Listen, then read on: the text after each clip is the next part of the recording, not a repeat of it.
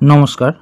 আজকে আমরা মুঘল সাম্রাজ্যের পরবর্তী শাসক অর্থাৎ শাহজাহান নিয়ে আলোচনা করব।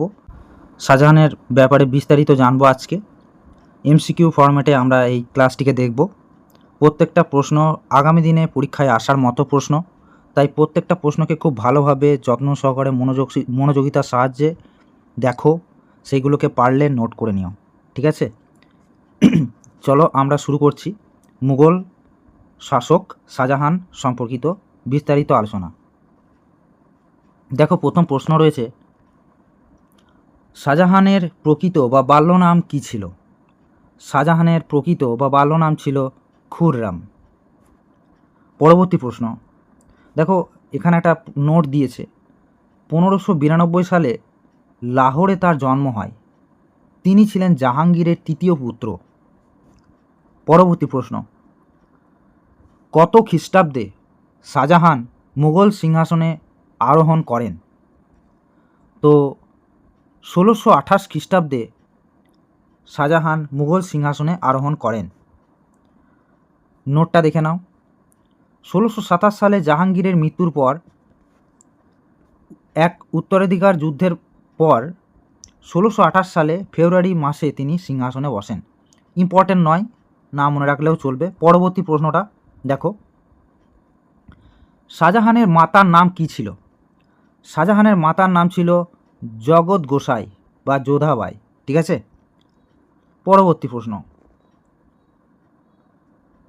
শাহজাহানের পত্নী মমতাজ মহলের প্রকৃত নাম কী ছিল?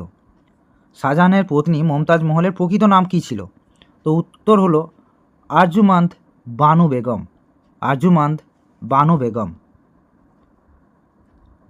দেখো, তিনি ওই আরজুমান্দ বানু বেগমের কথা বলা হচ্ছে, তিনি নূরজাহানের ভাই আসফ খানের কন্যা। তিনি নূরজাহানের ভাই আসফ খানের কন্যা। আমরা আগের ভিডিওতে জাহাঙ্গীরে আমরা দেখেছিলাম নূরজাহানকে, ঠিক আছে? তো পরবর্তী প্রশ্ন, দেখো এখানে আরেকটা কথা বলা হয়েছে যে ওই মমতাজ মহলের সাথে 1612 খ্রিস্টাব্দে খুররামের বিয়ে হয়, অর্থাৎ শাহজাহান এবং মমতাজের বিয়ে হয়েছিল কত সালে? 1612 সালে। পরবর্তী প্রশ্ন, দেখো কার শাসনকালকে মুঘল স্থাপত্যের স্বর্ণযুগ বা golden age of Mughal architecture বলা হয়? তো অবশ্যই শাহজাহানের সময়কালকে golden age of Mughal architecture আখ্যা দেওয়া হয় বা মুঘল স্থাপত্যের স্বর্ণযুগ বলা হয়ে থাকে, কারণ তার আমলে অনেক স্মৃতিসৌধ তৈরি হয়েছিল, স্থাপত্য নির্মিত হয়েছিল। পরবর্তী প্রশ্ন, দেখো এখানে বলেছে যে তার আমলে মার্বেলের পাথরে ব্যাপক ব্যবহার এবং তাজমহল, লাল কেল্লার মতো বিখ্যাত স্থাপত্য নির্মিত হওয়ায় এটি এলফিনস্টোন এই যুগকে, এলফিনস্টোন কে বলেছিল কথাটা? এলফিনস্টোন এই যুগকে স্বর্ণযুগ বলেছেন। তাহলে কে বলেছে? স্বর্ণযুগ তো বলেছে অবশ্যই, কিন্তু কে বলেছিলেন? এলফিনস্টোন বলেছিলেন। পরবর্তী প্রশ্ন, আগ্রার বিখ্যাত তাজমহল কার স্মৃতিতে নির্মিত হয়েছিল? অবশ্যই মমতাজ মহলের স্মৃতিতে নির্মিত হয়েছিল। দেখো এখানে বলেছে 1631 খ্রিস্টাব্দে চতুর্দশ সন্তান প্রসবের সময় মমতাজ মহলের মৃত্যু হলে তার স্মৃতিতে এটি নির্মাণ শুরু করা হয়, ঠিক আছে? তাহলে কত শতকে এটাকে শুরু করা হয়েছিল? 1631 সালে, যখন তিনি আমার একটু বলতে ভুল হয়েছিল। 14তম সন্তান প্রসব করার সময় তিনি মারা গিয়েছিলেন, ঠিক আছে? পরবর্তী প্রশ্ন, তাজমহলের প্রধান স্থপতি বা চিফ আর্কিটেক্ট কে ছিলেন?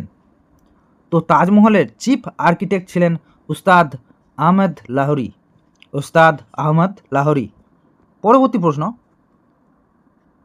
দেখো এখানে বলেছে উস্তাদ আহমেদ লাহোরিতে এটা বললাম, উস্তাদ ঈসা এবং উস্তাদ আহমেদ লাহোরি যৌথভাবে এই নকশার প্রধান রূপকার ছিলেন। তাহলে শুধুমাত্র উস্তাদ আহমেদ লাহোরি ছিলেন না, তার সাথে এই নকশার রূপকার ছিলেন কে? উস্তাদ ঈসা। পরবর্তী প্রশ্ন, দিল্লির বিখ্যাত লাল কেল্লা কে নির্মাণ করেন? দিল্লির বিখ্যাত লাল কেল্লা কে নির্মাণ করেন বলো তোমরা?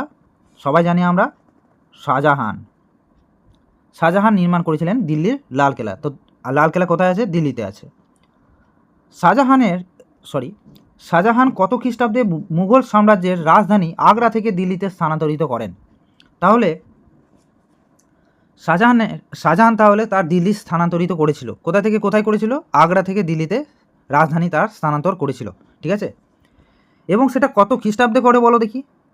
1648 খ্রিস্টাব্দে করেন, ঠিক আছে। দেখো বলা হয়েছে এখানে নির্মাণ কাজ শুরু হয় 1638 সালে, সম্পূর্ণ স্থানান্তরিত হয় 1648-এ। অর্থাৎ এই যে স্থানান্তরটা তো একদিনে হয়ে যায়নি, এটা বেশ কয়েকটা বছর ধরে চলেছে।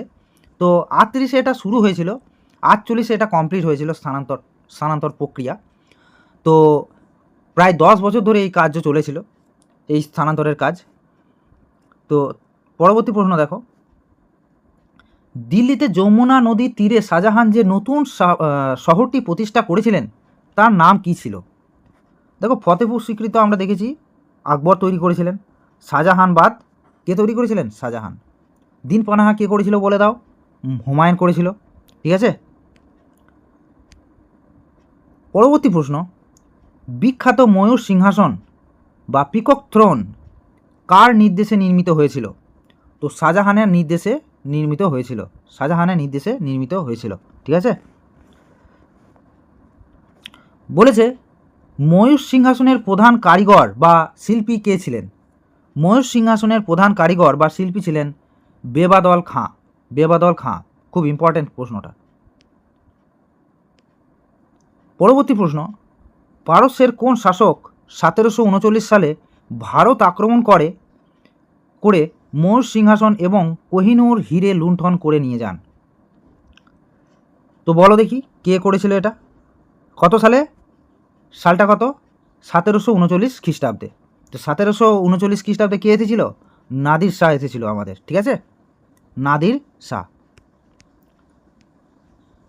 দেখো এখানে কিছু বলেছে, মোহাম্মদ শাহের রাজত্বকালে কর্নালের যুদ্ধের পর নাদির শাহ এটি নিয়ে চলে যান, ঠিক আছে, এটি লুট করে নিয়ে চলে যান। পরবর্তী প্রশ্ন, আগ্রা দুর্গের ভিতরে বিখ্যাত মতি মসজিদ কে নির্মাণ করেছিলেন? পার্ল মস্ক কে নির্মাণ করেছিলেন আগ্রা দুর্গের ভিতরে? তো অবশ্যই শাহজাহান নির্মাণ করেছিলেন। কে কি করেছিলেন? মতি মসজিদ নির্মাণ করেছিলেন। কোথায়? আগ্রাতে। আগ্রাতে মতি মসজিদ কে নির্মাণ করেছিলেন? শাহজাহান করেছিলেন। দেখো দিল্লির লালকেল্লার ভিতরে মতি মসজিদ নির্মাণ করেছিলেন ঔরঙ্গজেব। তাহলে তোমরা এখানে কনফিউজ হও না। দেখো মতি মসজিদ দুটি আছে, একটি দিল্লিতে আছে, একটি আগ্রাতে আছে। আগ্রাতে যেটা রয়েছে সেটা তৈরি করেছিল শাহজাহান, আর দিল্লিতে যেটা রয়েছে সেটা তৈরি করেছিল ঔরঙ্গজেব। পরবর্তী, দিল্লির বিখ্যাত জামা মসজিদ কার আমলে নির্মিত হয়? দিল্লির বিখ্যাত জামা মসজিদ শাহজাহানের আমলে নির্মিত হয়েছিল। কার আমলে? শাহজাহানের আমলে নির্মিত হয়েছিল। বিখ্যাত ফরাসি চিকিৎসক, ঠিক আছে, ফ্রাঁসোয়া বার্নিয়ে কার রাজত্বকালে ভারতে এসেছিলেন? তো তিনি কার রাজত্বকালে ভারতে এসেছিলেন বলো?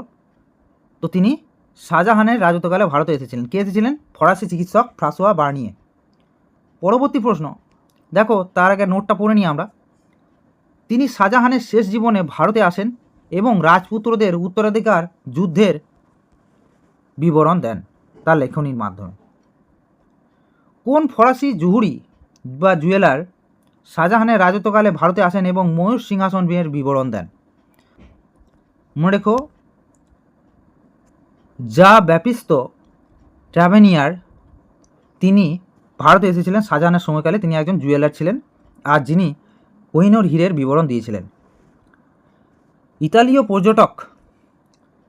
পর্যটক নিকোলা এবং মুন্সি কার আমলে ভারতে এসেছিলেন? এসে দারা শিকর সেনাবাহিনীতে গোলন্দাজ হিসেবে যোগদান করেছিলেন।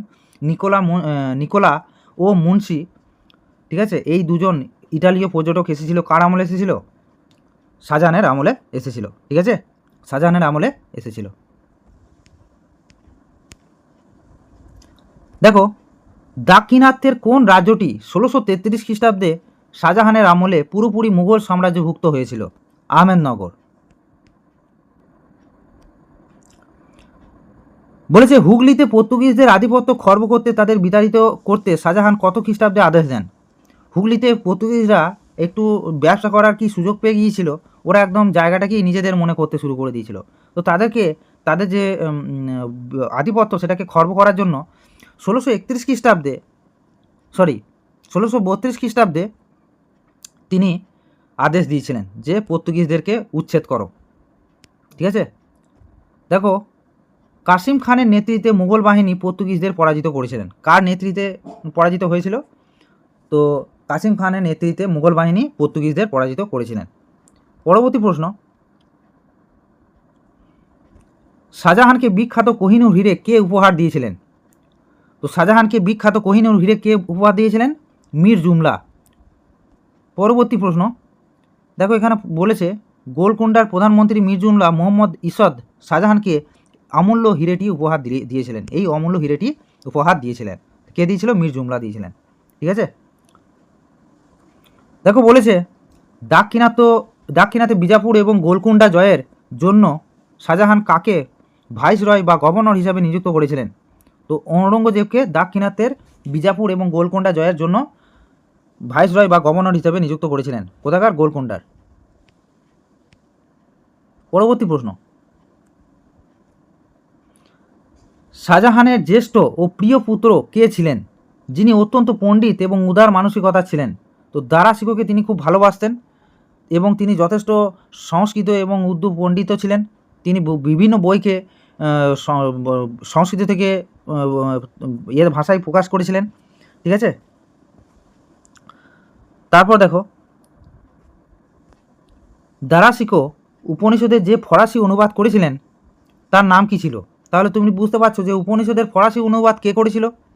উপনিষদের ফরাসি অনুবাদ করেছিল দারা শিখো। ঠিক আছে, তো তার নাম কি দিয়েছিল? সির ই আকবর। ঠিক আছে, যার অর্থ হচ্ছে মহান রহস্য। সির ই আকবর উপনিষদের ফরাসি নাম। দেখো প্রশ্নটা এখানে চলে এসেছে, 1658 খ্রিস্টাব্দে রাজপুতদের মধ্যে ধর্মযুদ্ধ হয়েছিল। 1658 খ্রিস্টাব্দে রাজপুতদের মধ্যে ধর্মযুদ্ধ শুরু হয়েছিল। বলছে কাদের মধ্যে? অ্যাকচুয়ালি ব্যাপারটা হচ্ছিল ঔরঙ্গজেবের সাথেই হয়েছিল, সবার মধ্যে কাদের মধ্যে সংগঠিত হয়েছিল সেটা জানতে চেয়েছে। ঠিক আছে, দেখো 1658-তে যেটা হয়েছিল না, 1658-তে যে ধর্মযুদ্ধ যেটা হয়েছিল সেটা হয়েছিল ঔরঙ্গজেব এবং যশবন্ত সিংয়ের মধ্যে, হ্যাঁ, দারা শিকোর পক্ষ থেকে। ঠিক আছে, মানে ঔরঙ্গজেব প্রথমে কি করেছিল, দারা শিকোর মানে সঙ্গে যোগদান করলো এবং যশবন্তকে হারালো, পরবর্তীকালে আবার দারা শিকোকে আবার হারিয়ে দিল। এইভাবে তিনি তার যে তিনটে ভাই, সে তিন ভাইকেই তিনি হত্যা করেছিলেন এবং তারপর তিনি সিংহাসনে বসেছিলেন এবং শাহজাহানকে তিনি বন্দি করে রেখেছিলেন যখন তিনি সিংহাসনে আরোহণ করেছিলেন।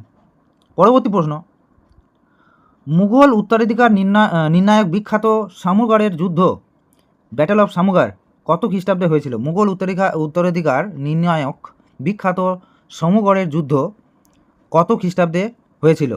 তো এটা হয়েছিল 1658 খ্রিস্টাব্দে, ব্যাটেল অফ সামুগড়। ঠিক আছে, শুনে থাকবে কত খ্রিস্টাব্দে? 1658 খ্রিস্টাব্দে। কিসের জন্য হয়েছিল এটা? এটা হয়েছিল তোমার মুঘল উত্তরাধিকারের জন্য। ঠিক আছে, কে ছিল এখানে, কার কার মধ্যে হয়েছিল? দেখো ঔরঙ্গজেব এবং মুরাদ, এটাও কিন্তু শাহজাহানেরই পুত্র মুরাদ, ঔরঙ্গজেব এবং মুরাদ। তোমরা দ্বিজেন্দ্রলাল রায়ের একটা নাটক আছে, নাটকটা হচ্ছে শাহজাহান। তো এই নাটকটা তোমরা পড়তে পারো। সেই নাটকটা পড়লে খুব গল্পের আকারে খুব সুন্দরভাবে এই পুরো ব্যাপারটাকে সাজিয়ে বলেছে। মনেই হবে না যে তুমি একটা ইতিহাস পড়ছো, তুমি মনে হবে একটা কাহিনী দেখছো, সিনেমা দেখছো। খুব সুন্দর, তোমরা পড়ে দেখতে পারো। ঠিক আছে, পরবর্তী প্রশ্ন, দেখো শাহজাহানের দাবিদার দরবারি ঐতিহাসিক কে? শাহজাহানের দরবারি ঐতিহাসিক কে ছিলেন যিনি পাতশাহনামা গ্রন্থটি রচনা করেছিলেন? তো পাতশাহনামা কে করেছে, এটা যদি জেনে থাকি তাহলে পরে উত্তরটা দিয়ে দিতে পারবো। তো পাতশাহনামা কে তৈরি করেছে, কে লিখেছিলেন? আব্দুল হামিদ লাহোরি। ঠিক আছে, আব্দুল হামিদ লাহোরি। তোমরা আমাকে উত্তর দাও যে বাদায়নী কী রচনা করেছিলেন, মানে কি লিখেছিলেন?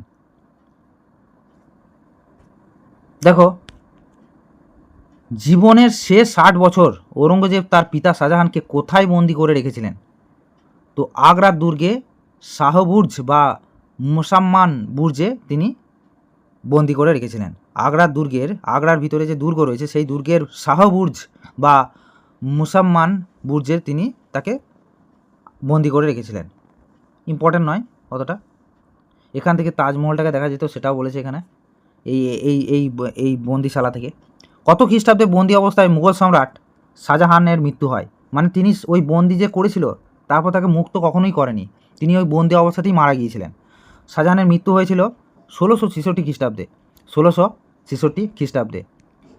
পরবর্তী প্রশ্ন দেখো, পাকিস্তানের লাহোরে অবস্থিত বিখ্যাত শালিমার বাগ কে নির্মাণ করেছিলেন? তো কে নির্মাণ করেছিলেন বিখ্যাত শালিমার বাগ? পাকিস্তানের শালিমার বাগ তৈরি করেছিলেন শাহজাহান। ঠিক আছে, শাহজাহান তৈরি করেছিলেন পাকিস্তানের শালিমার বাগ। তো এই ছিল তোমাদের 30টি প্রশ্ন। এর বাইরে যদি কোনো ইম্পর্ট্যান্ট প্রশ্ন মানে কিছু থেকে থাকে সেগুলোকে আমরা একটা টোটাল মুঘল সাম্রাজ্যের একটাই ক্লাসের মধ্যে সেটাকে নিয়ে আসবো। যে সমস্ত কোশ্চেনগুলো আমার মনে হয়েছে যে হ্যাঁ এইগুলোকে রাখলে ভালো হয় সেগুলোকে আমি আবার নিয়ে আসবো। তো আরেকটা ক্লাস তোমাদের এটার জন্য করব।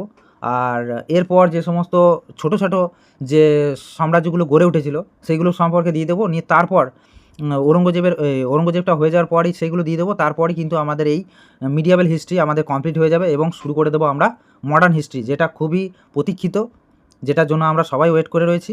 সেই মডার্ন হিস্ট্রি যেখান থেকে সবথেকে বেশি পরিমাণে কোশ্চেন আসে। ঠিক আছে, তো সেটা আর বেশি দেরি করব না। আমরা চাইছি যে যত তাড়াতাড়ি হোক এই ইতিহাসটাকে শেষ করে দিতে, তারপর আরও অন্যান্য সাবজেক্টগুলোকে ধরতে পারবো। আমি চাইছি যে ভূগোল এবং ইতিহাসটা প্যারালালি চালাচ্ছি, এর সাথে সাথে আমরা ইতিহাসটা কমপ্লিট হয়ে যাওয়ার পর আমরা পলিটিটাকে ধরবো। ঠিক আছে, তো থাক এই পর্যন্তই। পরের দিন আমরা আবার নতুন ক্লাস নিয়ে আসছি। ঠিক আছে, বাই।